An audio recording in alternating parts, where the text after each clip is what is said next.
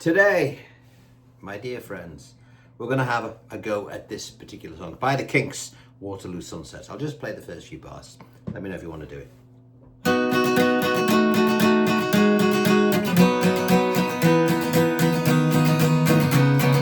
Dirty old river, must you keep rolling, flowing into the night? People so busy, make me feel dizzy, taxi lights shine so bright, but I don't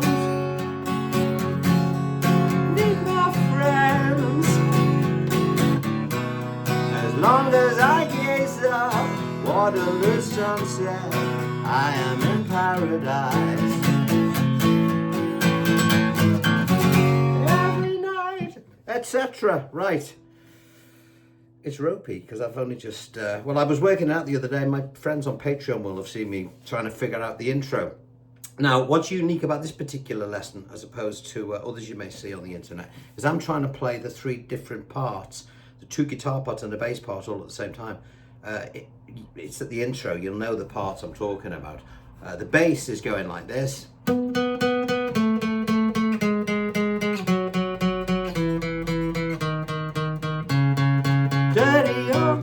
The rhythm guitar that Ray Davis is playing, or it could be Dave, it's just a straight B or B7. Sounds like a B7 to me.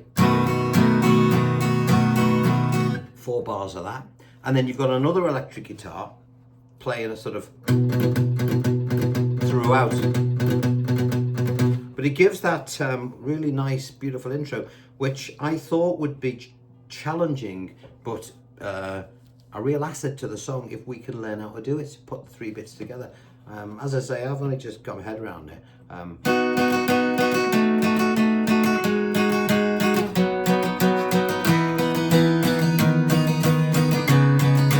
Dirty old river. Now you don't have to do it, you can just go as Ray Davis does, because he can't do what I've just done. Because he's got his band. But if we're doing it on our own, it's nice to embellish these things if you can do it. So we got a choice. You can either do it if you want to do it, as in put the little bits in that we're going to do for the more advanced players, or you can do the single notes if you've got a couple of mates with you that can play. All right. So should we give it a bash? Let's do it. It's a Saturday lesson, so it's, let's push it out of it. The chords are relatively straightforward, pretty easy. Only 1 or 2 little bar chords in there for you beginners, but you've got to learn them at some point. Thank you for the tea and coffee fund. If you want to donate to the channel, there's a little button down there. You can do either a thumbs up, which just helps circulate it, or you can buy us a cup of tea, or you can join my Patreon platform. The last video I did the other day actually was working. You can watch me trying to figure this out, And of course, then I have to practice them as you have to practice them. I don't really know the song yet, but I know it well enough to show you what I'm doing.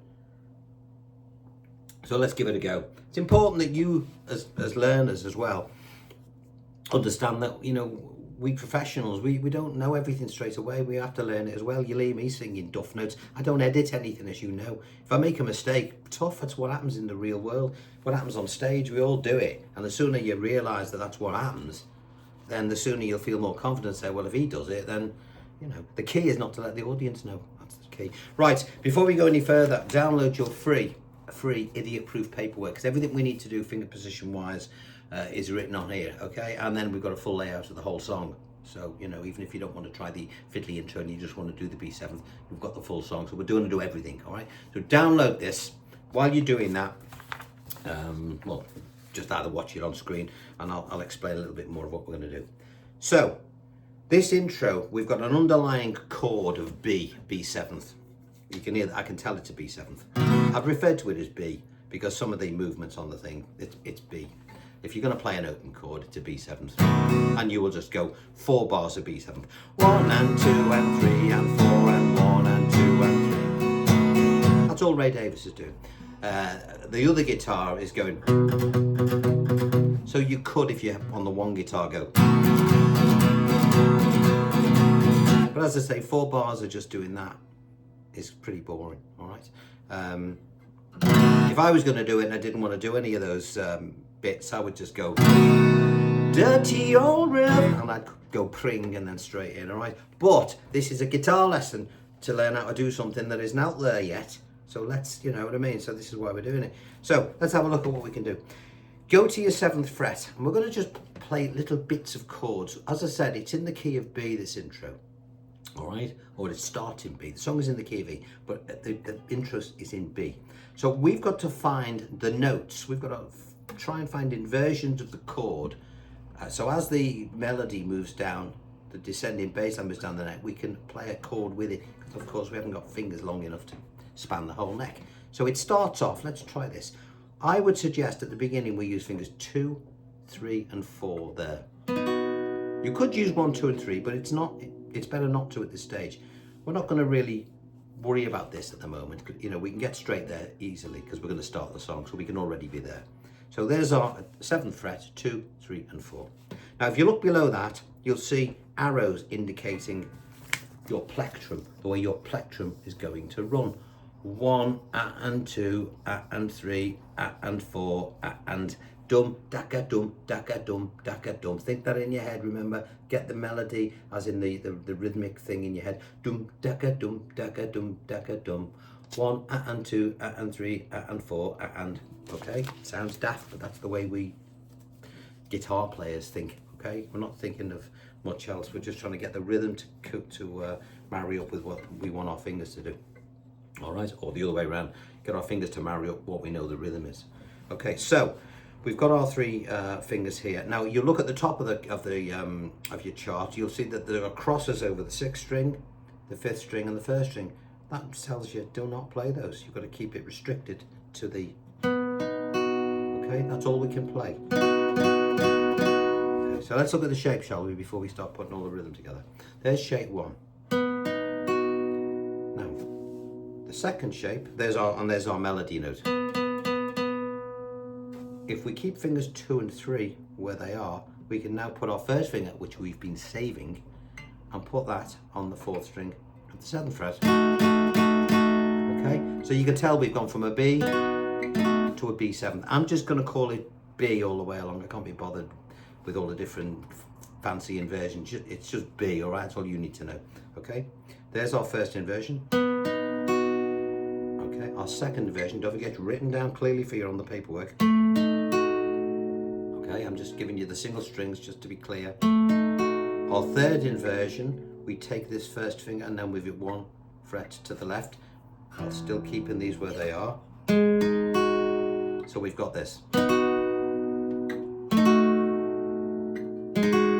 And then we're going to do a jump to the 4th fret. Now this 3rd finger is common to the inversion here and the one at the 4th fret, so you can run it down quickly, and you must be quick, and then add your 3 fingers here as if you're playing the shape of A. You can tell that it's part of the barcode, can't you? You can see where this is coming from. So there's our first couple of bars. All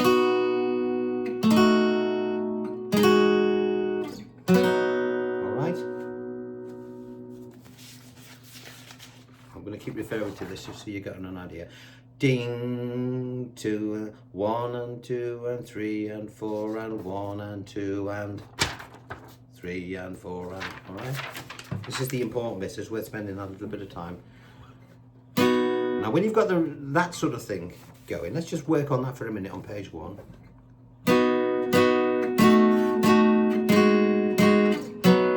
Don't worry too much about this rhythmic hand at the moment. Let's get the left hand knowing what it's supposed to be doing. 1 and 2 and 3 and 4 and 1 and 2 and 3 and 4 and... Let's look at page 2 now. 3 and fingers 3 and 4 are going to stay where they are. All right. Finger 2 will come off and it'll be replaced by finger 1. 1 will now be at the 2nd fret on the 4th string. Okay. Now it gets a little bit stretchy here, but you know, you got to learn how to do it. Okay. 1 and 2 and then 3 and 4, bring this finger down, leave 3 and these 2 where they are. Bring this finger from the 2nd fret to the 1st. 1 and 2 and 3 and 4 and... These will still remain for the next shape. You will now bring up your 3rd finger to the 5th string at the 4th fret, but you will allow it to just lie gently across the 4th, not pressing it down. You're just going to mute it. Okay, don't worry about Might sound a little bit stranger this time, it won't when it's finished. And then finally this first finger will play the 5th string at the 2nd fret. Again, you will allow it to mute the 4th by just allowing it to touch the 4th string gently. Alright? So from the page 2, we've got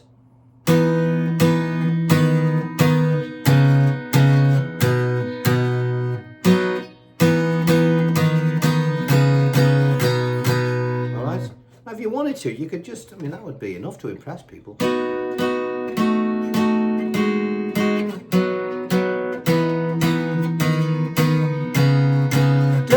oh, you know, you could do it like that if you wanted to. It's still a lot better than what most people would do with this song if they were playing it on their own, they didn't have a band.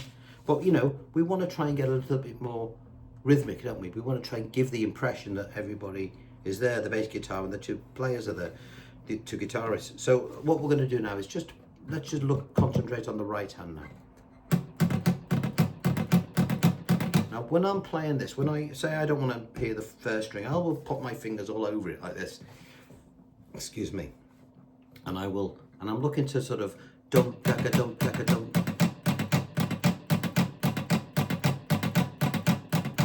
One and 2 and 3 and 4 and 1 and 2 and 3 and 4 and I'm trying not to strike the 5th or the 6th. 1 and 2 and 3 and 4 and ding daka dum daka dum. And then I'll try putting a shape on there. I won't damp it, I want it to ring out a little bit. Sorry. Where are we? Wrong fingers. I was using these 3. See, instinctively I would go to that, but why wouldn't I do it like that? That would be a good question for you to ask me, rather than why would I do it like this as opposed to that? Well, if I do it like this, it means I've got to move 3 fingers to get to the next chord, and it's going to sound a bit, you know, I've got to get a bit of that going. I don't want that. I want to try and keep that transition smooth. 1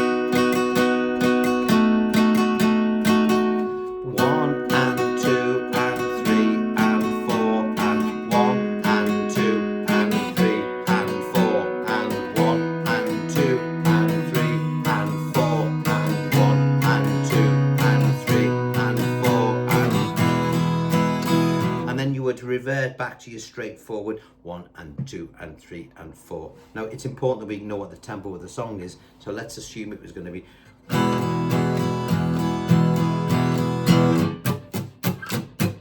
So that's our tempo. Da da da da da da da da.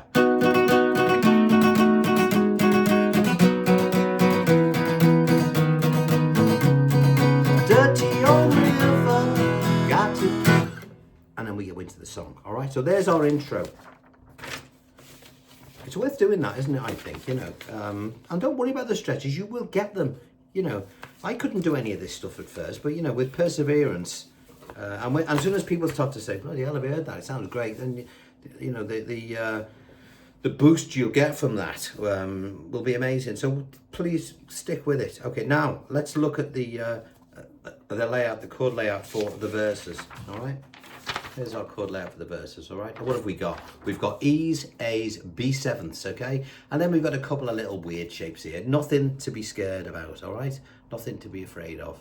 And then, other than then this couple of chords, it's pretty straightforward. Let's look at what we've got. The strum, by the way, is a straightforward strum here. 1 and 2 and 3 and 4 and not dump decka dump decka dump decka dump. We've done that. That was just for the intro to try and get that to sound the same as the record. Okay. Once we start the song, we're just very straightforward. 1 and 2 and 3 and 4 and. Why haven't I written that under here? Because I couldn't be bothered. Because it's going to do exactly the same as that on every single shape. Each shape represents 1 bar. So if you see a chord like this twice, you'll do 2 bars, 1 on each. All right, pretty straightforward. So let's have a look at what we've got. We've got an E. Dirty old E. Now the good way to get, forgive me for those seasoned players who already know, this is for a few beginners that might have tuned in.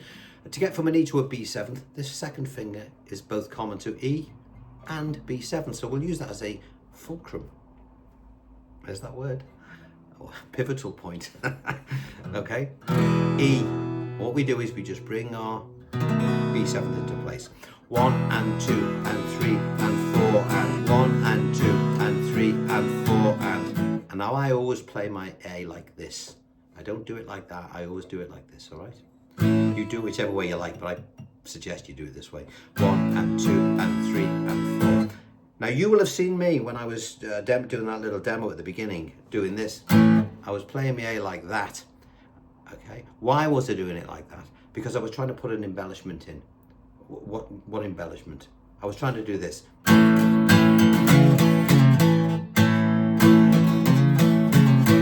You know that thing that Dave Davis does, a down, down, and go down, down, down, down. I just wanted to give a hint of that. I'll show you that later, okay? For now, let's just stick with the Ray Davis part, which is what this is. So E, B7, A, da da da E, da da da da B7, da da da A, da da bum, da da da. And then we're going to go to our F sharp minor, bar at the 2nd fret, okay? And now it's a lovely run. This is used on hundreds and hundreds of classic songs. There's our F sharp minor. Then we have a strange named chord. It's called F sharp minor major 7th. And all it means is, there's our F sharp minor. We're going to take off our little finger, keep fingers 1 and 3 in play. And this one will just play the 4th string now at the 3rd fret. Okay. You'll have heard this loads of times. Okay, it's an F sharp minor major 7th. Let's play that again from the beginning of F sharp minor. 1, 2 and 3 and 4 and 1 and 2 and 3 and 4 and then an F sharp minor 7th. We just remove that to a B7th. That's the bit where you heard me yodeling. But I don't need no friends as long as and then we look at the bottom and we say, oh, it's the same as it's exactly the same progression as the first two. E, B7, the sunset, I am in paradise. Okay, so let's look at these A's. Now, if you've got another player or you don't want to do any embellishments, just play the A like that, which is what Ray Davis does. If you want to try and put a little bit in there, you can play an A like this. Now, if you're going to do it like that, you've got to be very careful. Why am I doing it like that? Well, I want to use fingers to do stuff with, so I can't do it like that. They're all locked up, all right? So, the only downside of doing it like that is I've got to be careful not to strike this string. Otherwise, it'll become, sounds like the end of a Beatles song. We don't want that, okay? So again, if I don't want to hear it, I'll just put a finger there. I always do this, and I can hit it as hard as I want. If I hit that string, doesn't matter, because it's muted. All right, so let's have a quick look at this run. I'm going to go dum, dum, dum, dum, diddle, dum. So 1, 2, and 3, and 3, and 1, 2, and 3, and 4, and 1, 2, and 3, and 4. Okay. And again, you'll see that I always mute my E string as well. So if I strike it, which is lightly, it doesn't matter. The first thing you'll hear is the A string. And as I'm playing the A chord, that's what we want to hear. Sometimes I'll use my little finger for my 3rd finger. It's a bit tired. Okay, so that's an embellishment you can have a look at. Okay, it's not essential, but it's always good to put these in later when you've got the hang of it. So we've got that. Then it goes into the middle part of the song, which I didn't do. I'm going to do it for you now.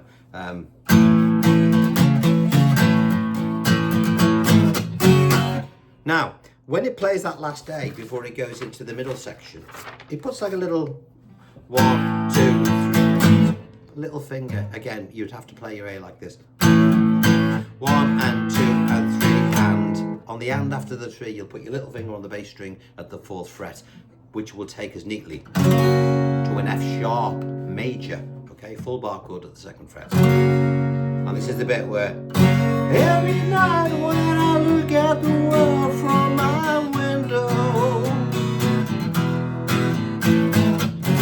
chilly, chilly is evening time, watching the sunset high.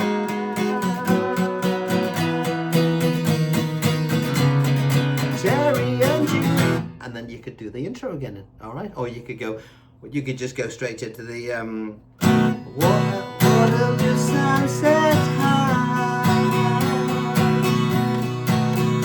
But then again, there's not much going on for the full 4 bars. But it's great if you could sort of go chilly, chilly is evening time. Even if you just go Waterloo sunset high, and then sort of give it the dum digga dum. Terry meets Julie. Now, one other thing, you'll notice that on here, when it goes into this, where are we? This, I'll get to it. Let's look at the next bit of the song. So we've done the middle. There's one little thing I want to bring your attention to in a minute. So pages 1, 2, 3, and 4 are all the layout to the chords. There's a layout, by the way, to the middle section that I've just played. All right. Other than the F sharp, you know, you've got your A's and your B7s again, all right, and your E. So there's nothing unusual. And the F sharp minor and the major minor you've just done, you'll all be ready to be aware of that. So we've done pages 1, 2, 3, and 4. All right, 1 and 2 being the introduction. Now, when you get to page 5, this is a full layout of the song, okay? And it's a very straightforward arrangement. You'll see our intro at the top, which is the B7s. I've called it B7 because technically, if you were just playing the rhythm guitar, that would be the chord you'd play. This is where your intro would be. Ding, digga, ding, digga, ding, digga, ding, digga, ding, digga, ding. 1 and 2 and 3 and 4 and 1 and 2 and 3 and 4 and... So each of those B7s represents a bar.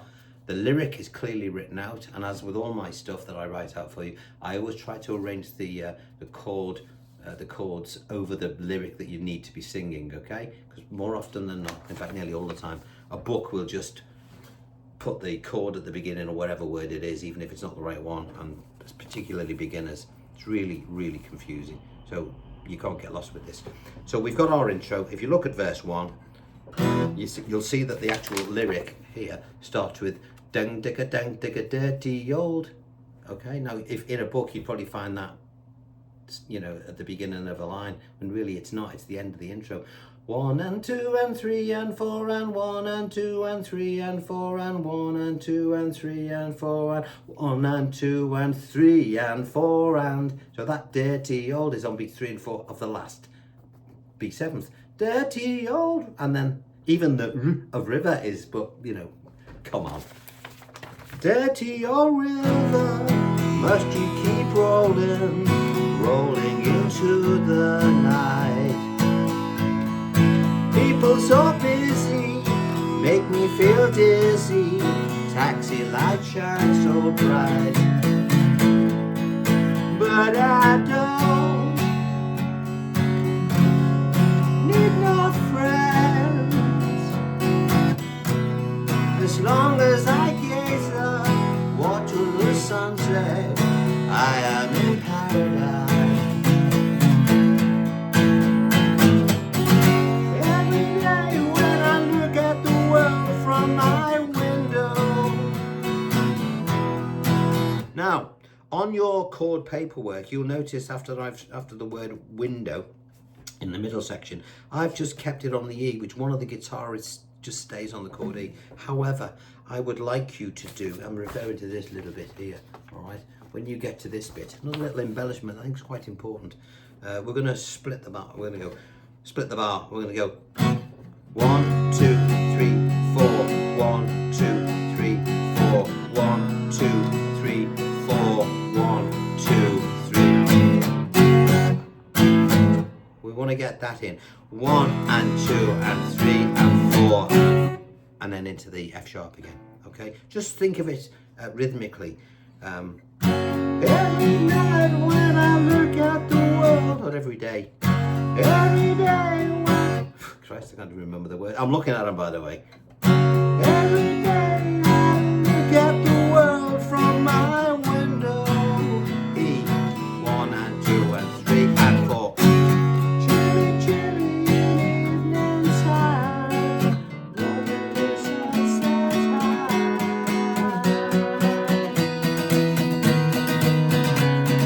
Terry meets Julie. And And so it goes on. Terry meets, which is there, and then the word Julie. Boom, that starts verse 2. You'll notice that the layout of verse 2 and the middle are exactly the same. And then we will do verse 3. All right. And at the end of the song, if I get to the end of the song, I'm sorry about my warblings, by the way, but it's a bit high for me, and I didn't want to detune my guitar as I would normally do, because I know that most of you out there have got standard tuning. So we'd get to the end of the verse. Long as I gaze up Waterloo sunset, I am in paradise.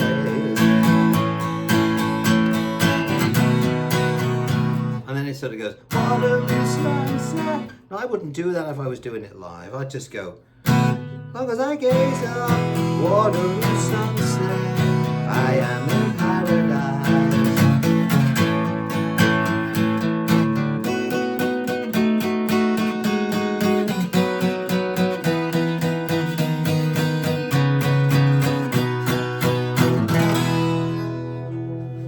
And I'd sort of do that.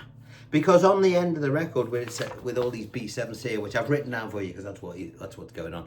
You've got like voices spilling over voices, and it's beautiful, but it does need more people. And if you're just on your own, then we have to sort of, arrange it so it sounds good with the one instrument. All right. So anyway, there we have it. Waterloo Sunset. I've been asked to do it loads of times. I think what put me off it was the fact that that intro was without it, it's crap. You need the intro, all right, or you need the other players. And remember, if you've got a bass guitarist, he can sort of, oh, move.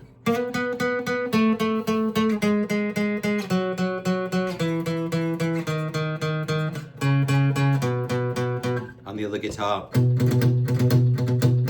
You can hear them on the record, okay. that duff chord I played, there's a chord that goes with that stupid face I pulled. Whenever you make a mistake, it's major 7th. Anyway, it's late. All right. I've got to put I've just bought an 8-foot Christmas tree, real one. So it's about 3 foot bigger than me. So I'm sorry if I've got a few spines ligging around, okay? I'm sure I've got one down the back of my neck, but I'm getting old. All right, I've got to go and put it up now. Right, there you go, Waterloo Sunset. I thank you again for the donations to the channel. I've got albums on sale. There's a vinyl album, which is there. It's a limited edition. There's a few of those left, called Bunch of the Moon. There's a Junction 39 album, which is on CD. You can join me on Patreon. And you can actually see me when I was starting from scratch working this out, so I could share with you the trials and tribulations of trying to put these things together. All right, but for those people who just buy me a cup of tea or do a thumbs up, it's great. Thank you. I do appreciate it. All right, now I'll see you next Wednesday. All right, so long as the Christmas tree hasn't got the better of me. Till then, take care. Bye-bye.